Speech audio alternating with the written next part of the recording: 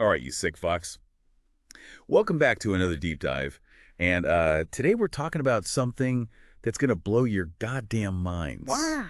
The biggest fucking craters in the solar This system. is gonna be fun. We've got a badass expert here with us who knows this shit like the back of their hand. So let's just cut the crap and get right into it. That's good to me. We're talking about impact craters, those Yeah. massive scars. You know, when something slams into a planet, a moon, or even a goddamn asteroid. The cosmic billiards game. Exactly. And these things are fucking huge. I'm talking like Swallow, Texas, whole huge. Yeah, we're talking about events that make nuclear bombs look like firecrackers. Jesus. The energy released in these impacts is just mind-boggling. It can reshape entire worlds. I mean, you're talking about scars that are visible for billions of years. Billions of years. Billions. That's insane. So let's start with the home team, right here on good old Earth. Uh-huh. You know, our little pale blue dot.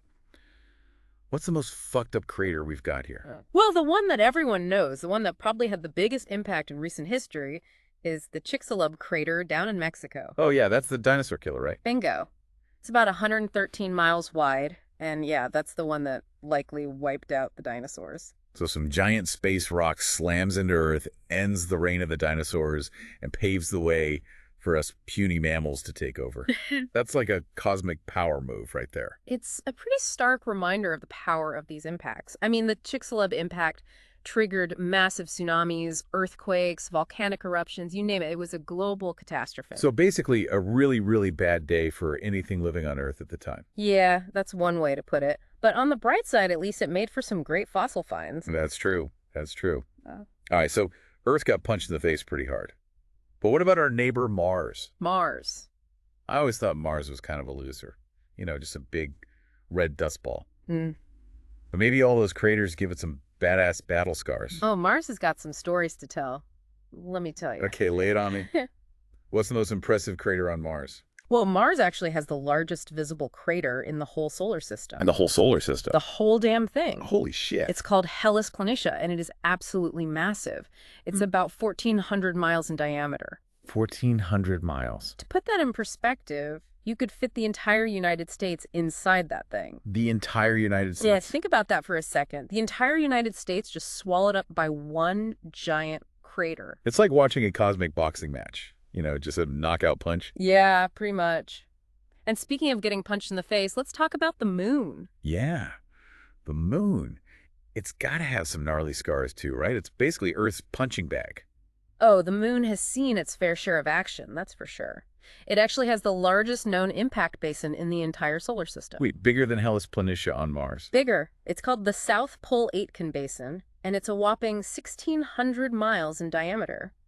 It wraps around a quarter of the moon's circumference. Hold on, a quarter of the entire moon. That's like someone took a giant bite out of it. I mean, how is the moon even still in one piece? Well, the moon was probably still forming when that impact happened, so it was a bit more flexible, you know, able to absorb the energy. Yeah. But still, it's mind-blowing to think about the forces involved. Yeah, that's some serious shit. Okay, so we've got Earth getting smacked around by a dinosaur-killing asteroid, Mars sporting a crater the size of the United States, and the moon looking like someone took a giant bite out of it. Yeah. What about the other planets? Are there any other impressive craters out there? Oh, yeah, there are plenty more. Mercury, for example, has a crater called Caloris Basin. Caloris Basin. It's about 960 miles wide, and it's one of the most prominent features on the planet. The impact that created it was so powerful that it caused shockwaves to travel around the entire planet. Damn, so Mercury got punched so hard it messed up the other side of the planet. Yeah, pretty much. It's like getting hit so hard your teeth rattle on the other side of your head. Jesus.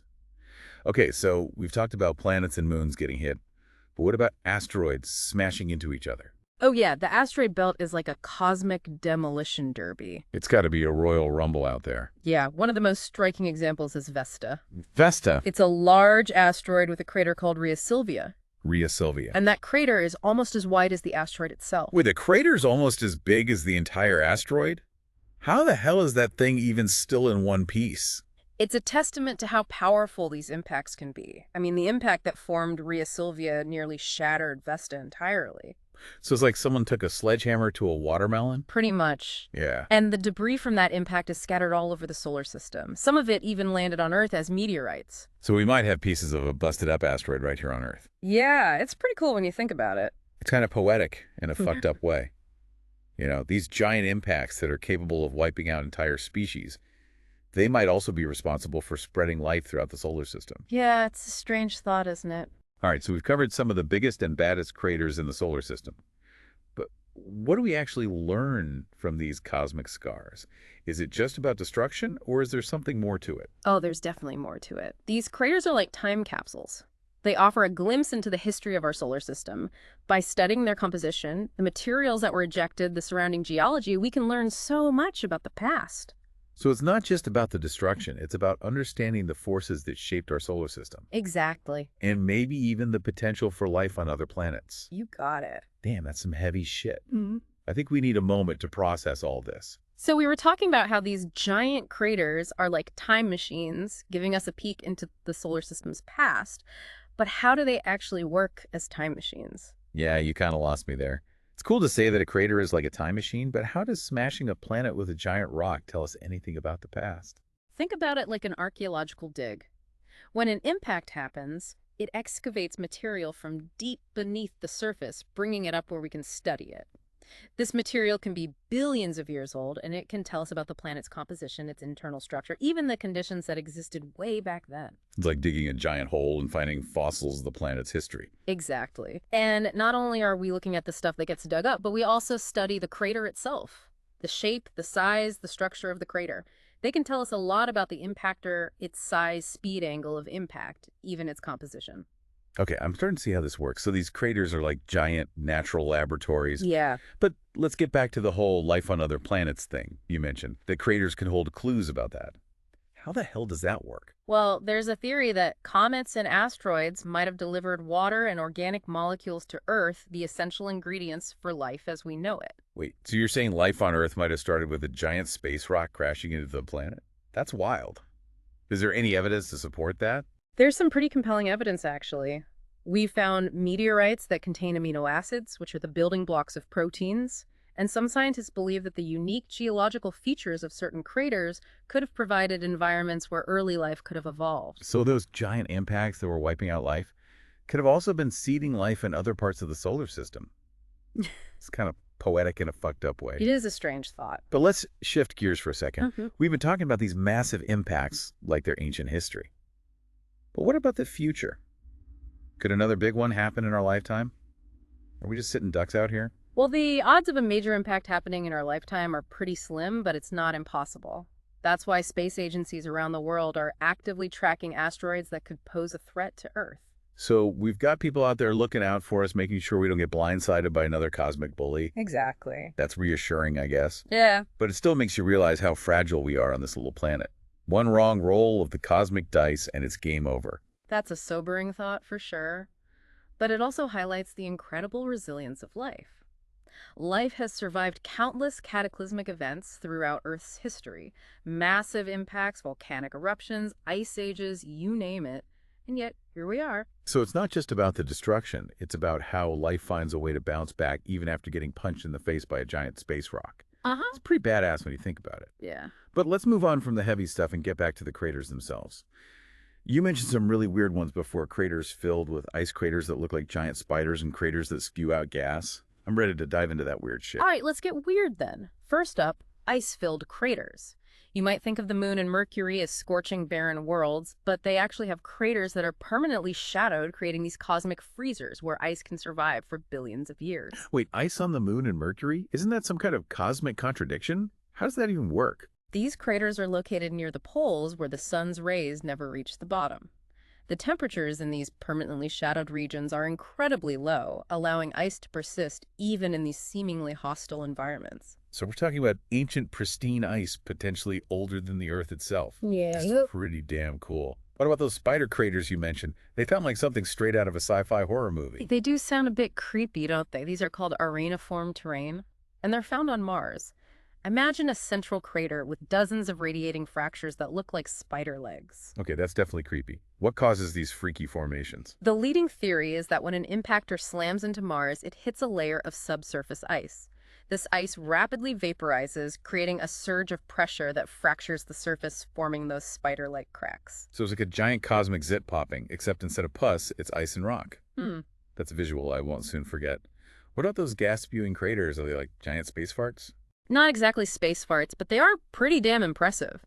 These are cryovolcanoes, and instead of erupting with molten rock, they spew out plumes of icy material water, ammonia, methane, other volatile compounds. Cryovolcanoes. That sounds like something out of Star Wars.